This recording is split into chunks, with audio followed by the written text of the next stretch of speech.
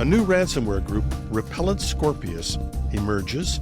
London Transport Authority, TfL, mandates in-person password resets after a cyber attack.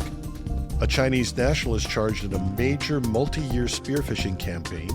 The C++ community hits back against critics, and cyber crooks aren't only stealing our data, some are a real threat to the safety and well-being of our children. Welcome to Cybersecurity Today. I'm your host, Jim Love. Palo Alto has issued a report on a new ransomware as a service group called Repellent Scorpius. The group has emerged distributing the Ciccada 3301 ransomware. They were first detected in May 2024, and the group is rapidly expanding its operation through an affiliate program. Repellent Scorpius employs a double extortion scheme, encrypting systems and threatening to publish the stolen data. Initial access is gained through newly stolen credentials, likely purchased from initial access brokers. The group uses legitimate tools like PSExec and rclone for lateral movement and data exfiltration, making them more difficult to detect. And the Ciccada 3301 ransomware is a 64-bit binary written in Rust using the Sept.18 stream cipher for encryption, which indicates a high level of technical sophistication. The group targets a wide range of sectors but avoids Commonwealth of Independent State countries, Russia and its allies. Outside of the standard warnings to improve credential management and having a strong backup strategy, IT teams might want to look for unauthorized use of legitimate tools like PSExec and rclone. This group is relatively new and still growing. As Repellent Scorpius expands its affiliate program, Unit 42 is warning of an increase in the Ciccada 3301 ransomware activity and victims. And talking about a return to work, Transport for London, TfL, is requiring all 30,000 employees to reset their passwords in person following a recent cybersecurity incident. This unprecedented move highlights the severity of the breach and the importance of identity verification in its aftermath. TfL disclosed the breach on September 2nd. Later updates revealed that customer and employee directory data, including email addresses and job titles, were accessed. The attack disrupted internal systems and online services, affecting customer refunds and responses. A 17-year-old suspect was arrested by the UK's National Crime Agency in connection with the attack. While the on-site validation of 30,000 employees may seem extreme, it mirrors similar actions taken by other organizations such as Dick's Sporting Goods following cyber attacks, potentially signaling a new best practice in breach response. The U.S. Department of Justice has charged the Chinese national Song Wu for conducting a multi-year spear-phishing campaign. Wu, a 39-year-old engineer at the Aviation Industry Corporation of China, allegedly impersonated U.S.-based researchers to obtain sensitive aerospace software. Wu's targets included NASA, the U.S. Air Force, the Navy, the Army, the FAA, major research universities, and aerospace companies. The campaign aimed to acquire specialized software and even source code used in aerospace engineering and computational fluid dynamics, potentially applicable to advanced tactical missiles and weapons design. After finally being caught, Wu faces 14 counts of wire fraud and 14 counts of aggravated identity theft, with potential sentences of up to 20 years per wire fraud charge. What's amazing about this is the way these nation-states are playing the long game, taking years to build trust and gain access to systems that should have been highly protected.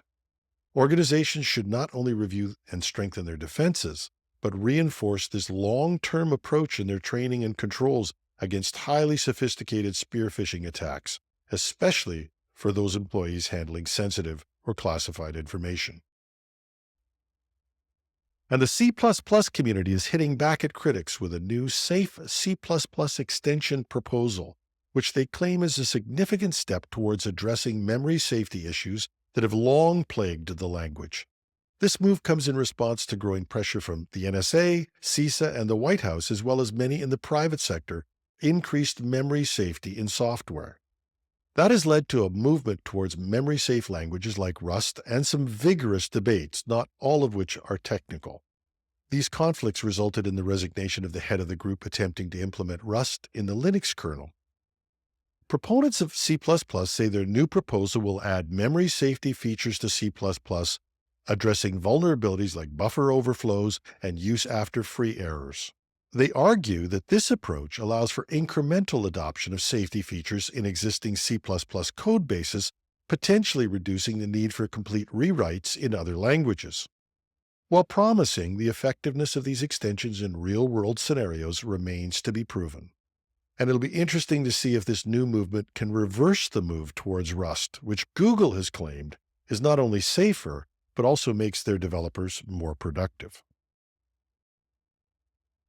We normally focus on the impact of cybersecurity crime on corporations, but parents as well as cybersecurity professionals should know there are urgent warnings about severe online dangers targeting children and teens.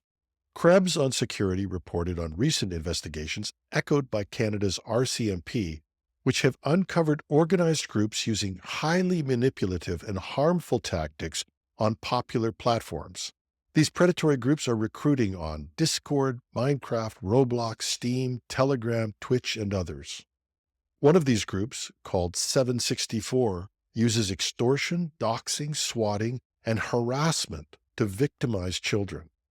Some are coercing minors into self-harm, even to the point of carving abusers' aliases into their skin. Victims have been manipulated into harming themselves, family members, and pets. In extreme cases, this has led to suicide attempts. These victims are used in cyber attacks, but also used to produce content both political and sexual for their exploiters. To fight this growing threat, we need to implement strict monitoring and controls on children's online activities. We need to educate children about these specific dangers and manipulation tactics. We need to report suspicious activities to platform moderators and law enforcement immediately. And we need to advocate for stronger safety measures and age verification on all youth-oriented platforms. Instagram has taken some good steps on this, and we congratulate that.